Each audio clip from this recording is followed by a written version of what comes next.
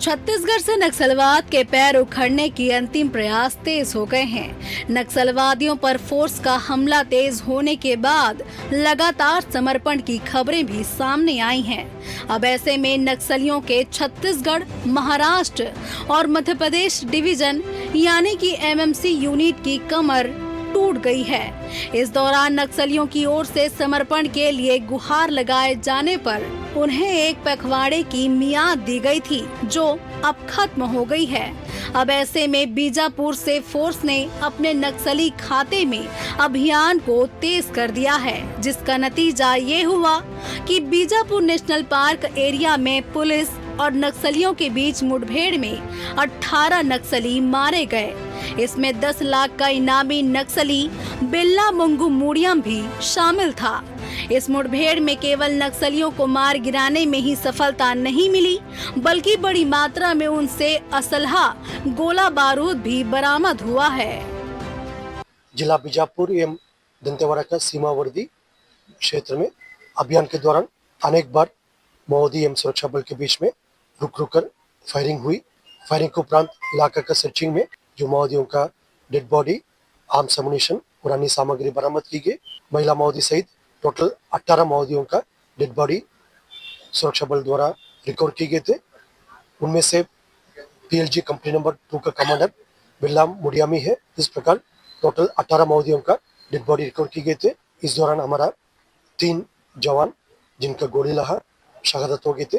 आसपास इलाका में भी DRG, Bastar fighters, cobra, STF, CRPF के द्वारा इलाका को कॉर्डन करके लगातार भी सर्चिंग भी की जा रही है।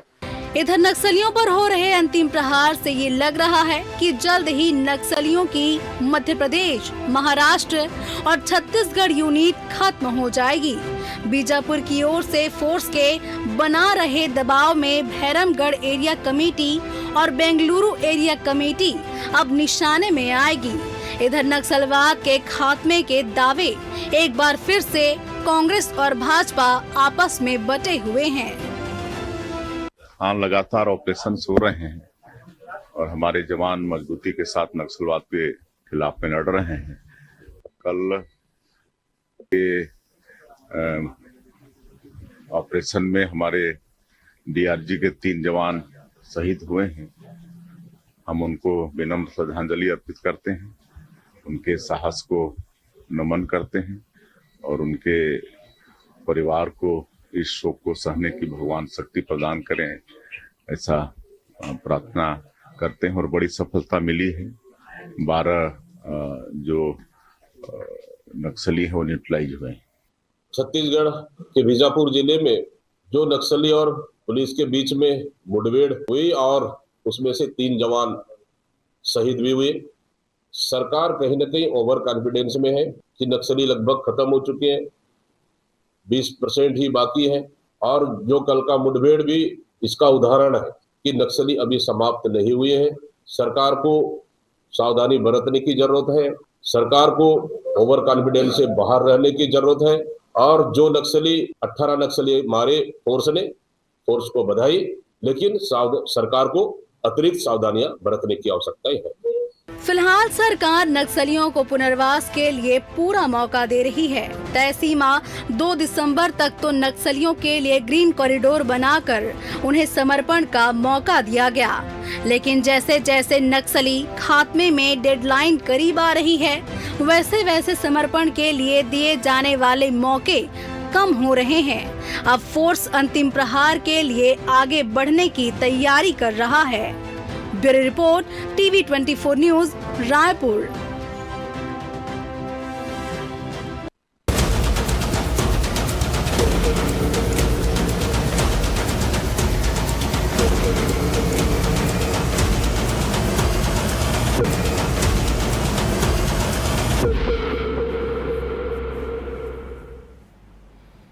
नमस्कार, मैं मोहन तिवारी। आज के मुद्दे में आपका स्वागत है और आज का मुद्दा हमारा आधारित है नक्सलियों पर हो रहे अंतिम प्रहार पर। जी हां, नक्सलियों पर हो रहा है अंतिम प्रहार और नक्सलियों की हो रही है हार। अब वो दिन दूर नहीं जब नक्सली छत्तीसगढ़ से खत्म होंगे और उसके लिए अब कुछ महीने का ही इंतजार है, क्योंकि डेडलाइन जो है वो मार्च 2026 काफ़ी करीब आ चुकी है और उसके पहले अंतिम लड़ाई शुरू कर दी गई है। इसके पहले नक्सलियों को पूरा मौका दिया गया कि वो मुख्य धारा में शामिल हो जाएं, हथियार छोड़ दें, अलग अलग अपीलें की गई, हिड़मा भी अब मारा गया है। ऐसे में नक्सली अभियान और उनका संगठन टूट कर बिखर गया है। अब टुकड़ों में जो लोग ग्रुप में पहाड़ियों में छुपे हुए हैं उनको ढूंढ ढूंढ कर मारा जा रहा है और इसी का नतीजा है कि कल से शुरू हुए अभियान में बीजापुर में आज 20 से ज़्यादा नक्सलियों को मार गिराया गया। ऐसी खबरें पहले कम ही सुनने को मिलती थी जिसमें हार्डकोर नक्सली मुठभेड़ में मारे जा रहे हैं, लेकिन पिछले एक साल की घटनाओं को अगर हम देखें तो लगातार नक्सली मारे जा रहे हैं और ये अंतिम प्रहार नक्सलियों की हार साबित हो रहा है। ऐसे में इसी पर चर्चा करेंगे, क्या ये अंतिम प्रहार और नक्सली खत्म होंगे तो उसके बाद सरकार किस तरीके की नीति के साथ काम करेगी। चर्चा शुरू करते हैं उससे पहले मिल लेते हैं उन मेहमानों से जो इस चर्चा में हमारे साथ रहेंगे। हम बहुत स्वागत करेंगे, हमारे साथ मौजूद हैं इस पूरे मामले का राजनीतिक विश्लेषण शेयर करने के लिए और इसका असर बताने के लिए राजनीतिक विश्लेषक और वरिष्ठ पत्रकार अनिल चौबे जी, बहुत स्वागत है आपका। बीजेपी का पक्ष रखने के लिए हमारे साथ हैं बीजेपी के तेज तर्रार नेता पुष्पेंद्र उपाध्याय जी, बहुत स्वागत करेंगे आपका। और कांग्रेस का पक्ष रखेंगे धीर गंभीर और वरिष्ठ नेता कांग्रेस के अभय नारायण जी, बहुत स्वागत है आपका।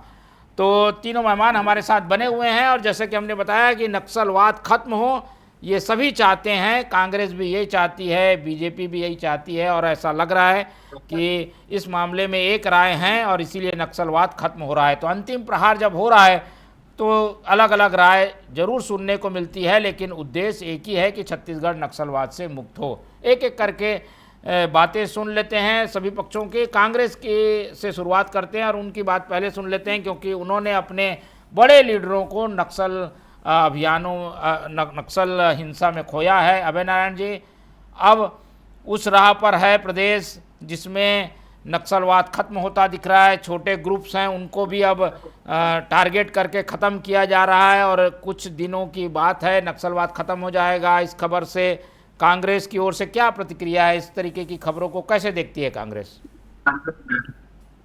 पवन तिवारी जी, सबसे पहले मैं डीआरजी के उन 3 जवानों को श्रद्धांजलि अर्पित करता हूँ जिन्होंने साहस के साथ हमला किया और छत्तीसगढ़ और देश के लिए अपनी जान को मार।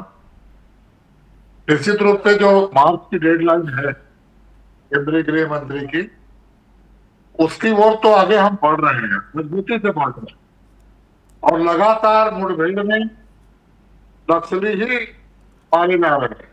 पहली बार सबको ये थोड़ा सा तो लगा, तकलीफ हुई, हमारे जवान भी ये, लेकिन लड़ाई है, लड़ाई में दोनों तरफ से वार होती है और डीआरजी, एसपीओ, बस्तर बटालियन, यही सब तो इस जीत के जनक है। इनके कारण ही हमारी छत्तीसगढ़ पुलिस और सशस्त्र सेना केंद्र की सशस्त्र बल आगे बढ़ रहा है। तो मैं डीआरजी, एसपीओ के जवानों को बहुत सलाम करता हूँ जिन्होंने निश्चित रूप से सफलता पाने में अपनी भूमिका निभाई। सरकार की डेडलाइन भी तय है, मार्च अब 125 दिन बचा है, 125 दिन में इसका सफाया होना चाहिए। ऐसी डेडलाइन लग रहा है कि लगभग सफाई की ओर हमने, लेकिन देखिए नक्सल सैनिक का खत्म होना और नक्सलवाद का खत्म होना ये दोनों अलग विषय है। क्या हम नक्सलवाद खत्म करने में सफल होंगे या हम नक्सली सैनिकों को खत्म करने में सफल होंगे, ये बात में चर्चा का विषय हो जाता है। दूसरी बात, हमको सजग रहना चाहिए। ये बातचीत के पत्र भेजते रहे, 1 पत्र, 2 पत्र, 3 पत्र, ये लगातार सरेंडर भी कर रहे हैं और उसी बीच घात लगाकर हमला भी कर रहे हैं। हमला करने में मारे जा रहे हैं, इनका नुकसान ज्यादा होता है, लेकिन हमला कर रहे हैं, अभी भी ये साहस कर रहे हैं। ये बहुत सरकार के लिए सोच का और रणनीति का विषय होना चाहिए और पता चाहिए कि ये कब कहाँ क्या घटना करेंगे।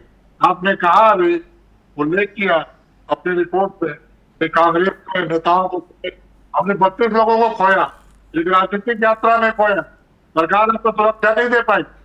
ये घात करके हमला करने के लिए जाने जाते हैं, गुरुल्ला को लड़ने के लिए जाने जाते हैं। ये जरूर है कि बस्तर के लोगों ने इनको छोड़ दिया। आज किसी भी गांव में इनके प्रति सिंपैथी नहीं है। आदिवासी भाई मुख्य धारा में आ चुके हैं, तमाम जो नक्सली शामिल हो गए, अपील कर रहे हैं। ये उदाहरण है कि दबाव में आ गए हैं, लेकिन नक्सलवाद का बीज हमको जड़ में करना होगा। उसके लिए बस्तर का विकास का रोड मैप बनाना होगा, व्यक्ति आय का रोड मैप बनाना होगा, जंगल जमीन का मालिक बस्तरियों को बनाना होगा, और ऐसी कोई भी आर्थिक गतिविधियां हम वहां करने का ना सोचे नहीं जब तक नक्सलवाद का समाप्ति न हो जाए। कि हमारे लोग फिर अपने होने की कोशिश करें। ये नक्सली भी आदिवासी ही थे, उनकी सोच से सशस्त्र क्रांति करके वो सत्ता में आए, वो बहकावे में भुलावे में चले गए। आज लोकतांत्रिक सरकार है, संवैधानिक सरकार है, तो सरकार का प्रयास ये होना चाहिए कि नक्सलवाद की आत्मा पे हम चोट करें, विचार पे हम चोट करें, और इनके भुलावे में न ये लगातार भुलावे का काम कर रहे हैं, जिसका परिणाम कल की घटना है। ठीक है, उस घटना पे भी हमारे गए 18 की संख्या पहुंच चुकी है, लेकिन हमें सजग रहना होगा। और अगर बातचीत की पेशकश कोई करता है तो प्लेटफॉर्म क्या है, संदेश कौन दे रहा है, चिट्ठियां कौन पहुंचा रहा है, उन पर भी सरकार को ध्यान देना चाहिए। सरकार केवल इस भुलावे में कर रहे कि हमारी पीठ थपथपाई करनी है। पीठ थपथपाई तब जाएगी जब नक्सलवाद खत्म हो जाएगा। लेकिन आज अच्छा प्रयास हो रहा है, हम अच्छी सफलता की ओर बढ़ रहे हैं। केवल और केवल ये ध्यान रखना होगा कि जिन उद्देश्यों को लेकर बस्तरिया आज खुश है, जंगल जमीन का मालिक हमारे वनवासी और आदिवासी भाई रहे, कोई कारपोरेट घराना वहां लाके फिर न बैठा दिया जाए। चलिए, तो ये कुछ आशंकाएं हैं जिन पर ध्यान देने की ज़रूरत है, और ओवर कॉन्फिडेंस में तो बिल्कुल नहीं आना चाहिए, क्योंकि कल ही हमने 3 जवानों को भी खोया है। सुन लेते हैं उपाध्याय जी को। बीजेपी सरकार जो नीति पे चल रही है, इससे कई जगह पर आलोचना इसलिए होती है कि थोड़ा सा ओवर कॉन्फिडेंस में दिखने लगती है सरकार या सरकार के कदम।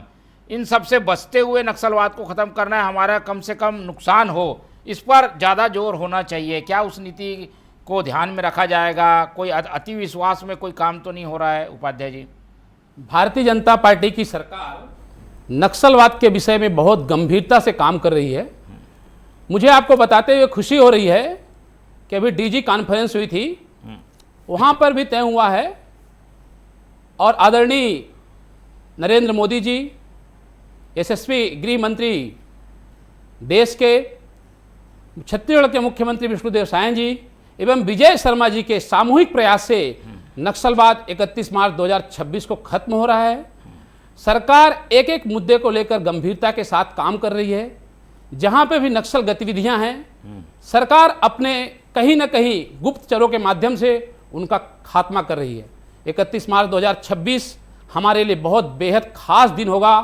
पूरे छत्तीसगढ़ की जनता को उसका इंतजार है, क्योंकि भारतीय जनता पार्टी का एक लक्ष्य है, छत्तीसगढ़ में एक भी नक्सली नहीं होना चाहिए। पहले उनको बोला गया, आप मुख्य धारा में आइए, आपका स्वागत है, अगर आप नहीं मानेंगे तो मारे जाएंगे। अभी आप देखिए, बड़े बड़े नक्सलियों ने सरेंडर किया, और जो सरेंडर नहीं किया वो मारे गए। ऐसे नक्सलियों को छत्तीसगढ़ क्या पूरे भारत देश में कहीं पे भी नहीं रह पाएंगे। भारतीय जनता पार्टी नक्सली के मामले में बहुत गंभीरता के साथ काम कर रही है, और छत्तीसगढ़ से निश्चित रूप से 31 मार्च डेडलाइन है। मुझे ऐसा लगता है कि उसके पहले ही जनवरी या फरवरी में पूरा छत्तीसगढ़ नक्सल मुक्त रहेगा। आप सब के लिए बेहद खास दिन रहेगा, उसका सभी को इंतजार है। ठीक है, इंतजार तो है, पर ऐसे में हमारे जवान भी कुछ खो रहे हैं। हम कोशिश ये करें कि भाई कोई कैजुअलिटी ना हो, इस तरीके के प्रयास क्यों नहीं होते? आत्मविश्वास में ज़्यादा बड़े कदम उठाने के लिए जब आगे बढ़ते हैं तो कुछ नुकसान भी उठाना पड़ रहा है। देखिए मोहन जी, कुछ पाने के लिए तो कुछ खोना पड़ता है, मगर हमारी सरकार बहुत गंभीरता के साथ काम कर रही है कि हमारा एक भी सैनिक वहाँ पे, एक एक सैनिक ना मारा जाए, सुरक्षित रहे। मगर जो सैनिक मारे जाते हैं उसको हम श्रद्धांजलि भी अर्पित करते हैं। मगर सरकार पूरी गंभीरता के साथ काम कर रही है। क्योंकि नक्सलवाद भी खत्म करना है। इसके पहले हमारे बस्तर के कितने भाइयों की जान गई, सुकमा की बात करें, बीजापुर की बात करें, तो कुछ ना कुछ तो करना पड़ता है। मगर हमारी और हमारे सरकार की कोशिश रहती है कि एक भी हमारे नक्सली मुठभेड़ में हमारे कोई भी सैनिक ना मारा जाए, हमारे कोई भी बस्तर का भाई ना मारा जाए। ऐसी हमारी समाज की और हमारी छत्तीसगढ़ सरकार की पूरी निष्ठा, चेष्टा ये सब रहती है कि हमारा एक भी जवान शहीद ना हो, उसमें हम काम करते हैं। चलिए, इसमें आप लोग काम कर रहे हैं, लेकिन अभी भी कुछ जगहों पर ऐसी घटनाएं सामने आ जाती हैं। अनिल जी की बात सुन लेते हैं। अनिल जी, क्या लग रहा है, ये जो दावे हैं उसमें कितनी सफलता मिलेगी, और क्या नक्सलवाद पूरी तरीके से खत्म हो भी जाएगा क्या? क्योंकि ये विचार भी है, कहा जाता है ये विचार फिर से पनप भी सकता है क्या? कैसे उसको आखिरी जड़ से कैसे ख़त्म किया जाए नक्सलवाद को? मोहन भाई, आखिरी जड़ से तो सिर्फ विकास ही ख़त्म कर सकता है। वहाँ के बस्तर के आदिवासियों को, वहाँ के नेताओं को वहाँ सोचना चाहिए कि विकास से मतलब सभी तरीके का विकास, इंडस्ट्रियल विकास हो, पेड़ भी बचें, अच्छा एजुकेशन हो, और वहाँ पर लोगों को शिक्षा भी अच्छी दी जाए, तो उनकी समझ में आएगा कि नक्सलाइट से दूर रहना है। ये तो बेसिक फाउंडेशन है। लेकिन ये 5 दशक का जो नासूर है वो इतने जल्दी ख़त्म नहीं होगा। इनको पूरे बस्तर को, इनकी फ़ौज को, जो भी वहाँ पर एम्प्लॉइज़ हैं, जितने भी फोर्स हैं, उनको प्रॉपरली सैनिटाइज करना पड़ेगा। जो इनका इलाका है, चाहे कोर इलाका हो चाहे बाहर इलाका हो, ये रहा है कि अगर कोर इलाके में अटैक कर रहे हैं तो वो दूसरे इलाके में चले जा रहे हैं। तो ये शिफ्टिंग होने के चक्कर में जो थोड़े बहुत ग्रुप बचे हैं, वैसे जिस तरीके से इन्होंने ताबड़तोड़ हमले करके वो जितने बड़े बड़े लोगों को, बड़े बड़े नक्सलियों को मार गिराया है और कुछ लोगों को सरेंडर करा दिया है, तो कमर तो वैसे उनकी टूट गई है। लेकिन फिर भी वो विचारधारा को जिंदा रखने के लिए कुछ शहरी नक्सली उनको अभी भी सपोर्ट कर रहे हैं। इनको दोनों तरफ से काम करना पड़ेगा कि शहरी नक्सली भी उनको ना सपोर्ट कर पाएँ। और जो बचे हुए हैं, ज़्यादा नहीं होंगे मेरे ख्याल से। अब जैसे कुछ बालाघाट भग जाते हैं, कुछ आंध्र प्रदेश भग जाते हैं, तो ये जो भगदड़ होती है, जो शिफ्टिंग होती है, इसको रोकने के लिए इनको एक अलग योजना बनाना चाहिए कि ये भागने ना पाएँ। या तो ये सरेंडर करें या मारे जाएं, बस 2 ही रास्ते हैं। लेकिन इसको जड़ से ख़त्म करने के लिए विकास ही एक ऐसा माध्यम है जो वहाँ के संसाधन हैं उनका बेहतर उपयोग करके, वहाँ मतलब अगर इंडस्ट्रीज जा रहा है तो उसका स्वागत होना चाहिए, क्योंकि वो इंडस्ट्रीज जाके वहाँ पर एकदम नक्सलाइट टाइप गतिविधि नहीं करेगा कि आपको छीन लेगा। वो वहाँ विकास करेगा। विकास होगा तो उनको निश्चित ही दिखेगा कि ये नक्सलाइट ने किया है, ये सरकार ने किया है, तो उनकी मानसिकता बदलेगी। दूसरा, शिक्षा का वहाँ बहुत अभाव है और संसाधनों का बहुत ज़्यादा अभाव, क्योंकि पिछले 50 साल से मेरे ख्याल से वहाँ कुछ हुआ ही नहीं है। अब थोड़ी बहुत जो है रोड फोड बन गई है, कहीं कहीं इलेक्ट्रिसिटी पहुँच रही है, तो थोड़ा तो हो रहा है, लेकिन बहुत कम मात्रा में है। इसको थोड़ा सा बढ़ाना पड़ेगा, और इसके कारण ही वहाँ पर ये नक्सलाइट की जो मानसिकता ये ख़त्म होगी, वरना ये नहीं हो सकती। और सरकार से मैं कह रहा हूँ, पूरे फोर्स से कह रहा हूँ कि इसको प्रॉपरली सैनिटाइज करें, और जो इधर से उधर शिफ्ट हो रहे हैं उनको घेर के या तो सरेंडर कराएं या मारें, तभी कुछ। और अभय नारायण जी जो आशंका जता रहे थे कि भाई ये नक्सली को ख़त्म करके औद्योगिकीकरण को लाया जा रहा है, इससे भी संसाधन का जब दोहन होगा तो नाराजगी बढ़ेगी, इससे भी नक्सलवाद को फिर से मौका मिल जाएगा क्या? देखिए, अभी तक आप लोगों ने मतलब ये देखा जाए कि अभी तक नक्सलियों के चक्कर में वहाँ कुछ नहीं हुआ। अगर औद्योगिकरण बढ़ता है या वहाँ पर संसाधन आते हैं किसी भी तरीके के आए, चाहे वो आयरन ओर की माइन से आए, चाहे जो भी आए, संसाधन बढ़ने से देखो शोषण तो थोड़ी बहुत तो सब जगह होता है, लेकिन उसका जो बेहतर परिणाम है, अगर वहाँ पर ये संसाधन पहुँचते हैं तो वहाँ के जो प्रॉपर हैं, जो अभी नक्सलाइट के चक्कर में चले जाते हैं, युवा हो चाहे वो वहाँ नहीं जाएंगे। कुछ तो रोजगार मिलेगा। हाँ। कुछ नहीं, रोजगार 100% मिलेगा सर। रोजगार वहाँ से कौन जाके वहाँ करता है, स्थानीय। अब उसमें क्या होता है कि अब वो मैट्रिक पास लड़का बोले कि मैं इनको इंजीनियरिंग का चाहिए, तो वो नहीं हो सकता। लेकिन उसको मैट्रिक पास है तो उसको उसका रोजगार वहाँ मिलेगा, क्योंकि जो भी उद्योगपति होता है वो बाहर से थोड़ी ला सकता है। भाई टॉप जो है वो ला सकता है, वो अपने टॉप मैनेजमेंट के 4 से 8 10 50 लोग को ला सकता है, लेकिन बाकियों को तो काम वहीं से मिलेगा। चाहे ट्रक चलेंगे, चाहे खदान खुदेगी, जो भी होगा, तो वहाँ पर संसाधन बढ़ेंगे, पैसा बढ़ेगा। अब सवाल ये है कि ये जो सैनिटाइज अगर नहीं करेंगे तो पता चला आंध्र प्रदेश चले गए, जब यहाँ से देखा कि यहाँ फोर्स कमजोर हुई तो वहाँ से फिर इधर आ गए। ये जो इधर उधर भगदड़ कर रहे हैं, इस पर कंट्रोल करना चाहिए उनको नया प्लान करके। ठीक है। और अभय नारायण जी, ये जो आशंका है बार बार जिसका जिक्र कांग्रेस करती है कि भाई औद्योगिकीकरण ये भी तो एक विकास का एक हिस्सा है, रोजगार को कैसे मुहैया कराया जाएगा, कैसे वहाँ के संसाधन जो दबे हुए हैं उनको उपयोग किया जाएगा अगर औद्योगिकीकरण ही नहीं होगा तो? मोहन तिवारी जी, जो भी औद्योगिकीकरण करें, जो भी विकास के लिए योजनाएं बनाए, बस्तर के लोगों को उसमें शामिल करें, वहां के विधायकों से चर्चा करें, राजनीतिक दलों से चर्चा करें, जो आदिवासी समाज वहां पंक्ति में है उनके लोगों से चर्चा करें, बस्तर के लोग क्या विकास चाहते हैं, कौन सा विकास चाहते हैं और कौन सा लोग उनको सूट करेगा, वो काम वहां करना चाहिए। उन उद्देश्य हमारा ये है। अभी आपको छोटी सी घटना बता रहा हूँ, सरगुजा में आप लोगों ने दिखाया है, एक कोल माइंस का विस्तार किया जा रहा है।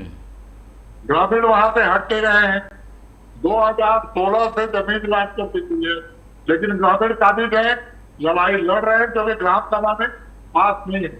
जब कल पुलिस और ग्रामीणों का मुठभेड़ हुआ, एक ग्रामीण मीडिया को बाइट दे रहा है कि अगर इतनी सरकार अत्याचार करेगी, पुलिस अत्याचार करेगी तो यहाँ पे हिड़मा पैदा होगा।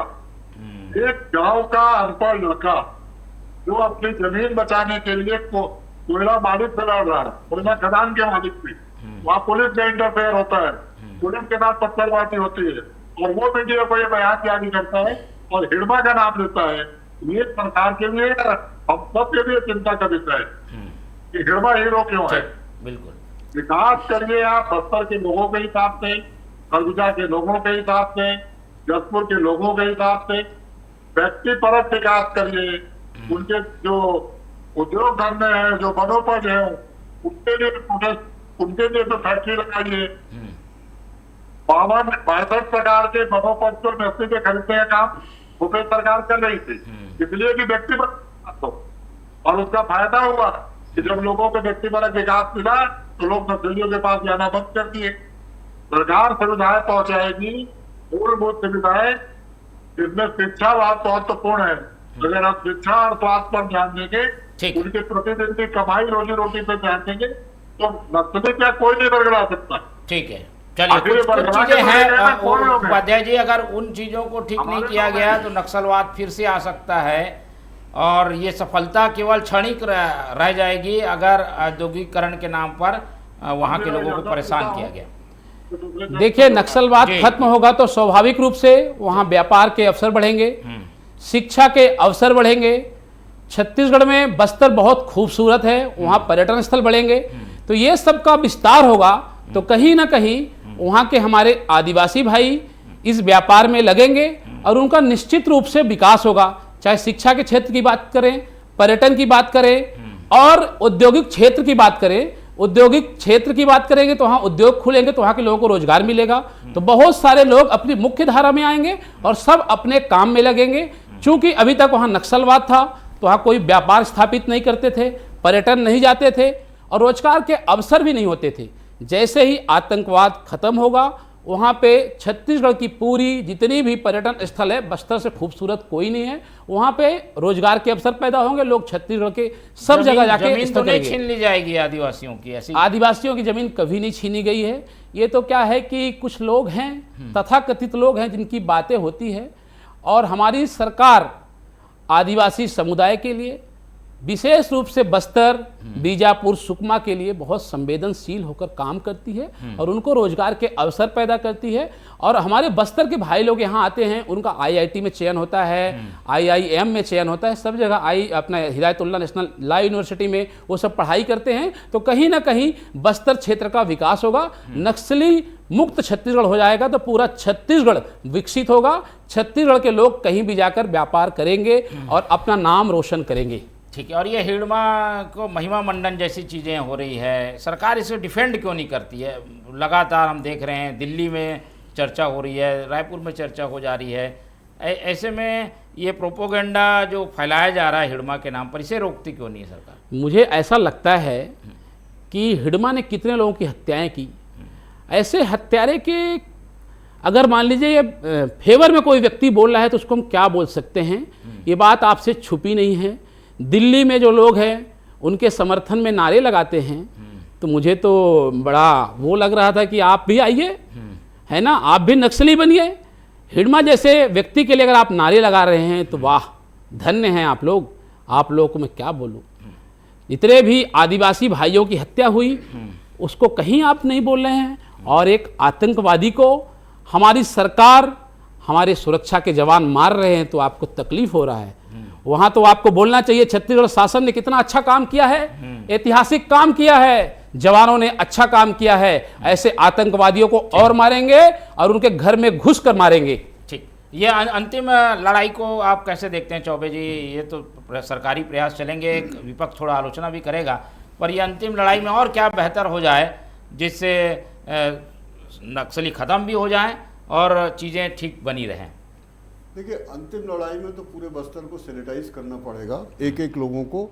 और उसके बाद में मैं ये बिल्कुल सही कह रहे थे कांग्रेस के प्रवक्ता कि जो पुनर्वास नीति है, मान लो अगर किसी आदिवासी की या किसी की भी किसान की कोई ज़मीन अगर उद्योग के लिए या किसी भी विकास के लिए जाती है तो उसको उसका भरपूर फ़ायदा इतना मतलब देना चाहिए कि उसको उस ज़मीन को या उसको उसके घर उजड़ने से उसको दुख ना पहुँचे।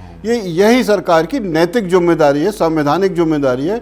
सरकार को उस मामले में दिल खोल के सहायता कर, इसमें सिर्फ उद्योगपति नहीं सहायता करेगा, सरकार को भी इसमें सहायता करना पड़ेगी कि ठीक है, हम उद्योग ला रहे हैं और आपके साथ ये आपका नैतिक नुकसान हो रहा है, इसका हम इतनी अच्छी भरपाई करेंगे कि आपको बेहतर ज़िंदगी भी देंगे, ज़मीन भी देंगे और मकान भी देंगे, स्वास्थ्य भी देंगे, तब वो आदमी संतुष्ट हो जाएगा। अब रहा सवाल कि ये जो बीच में अभी एक माइंस के ऊपर जो अभी लड़ाई झगड़े चल रहे हैं, अमेरा माइंस को लेकर जो अभी वो चल रहा है कि वहाँ पर हिडमा के नारे लग रहे हैं कि हिडमा जैसा पैदा हो जाएगा, ये गलत बात है।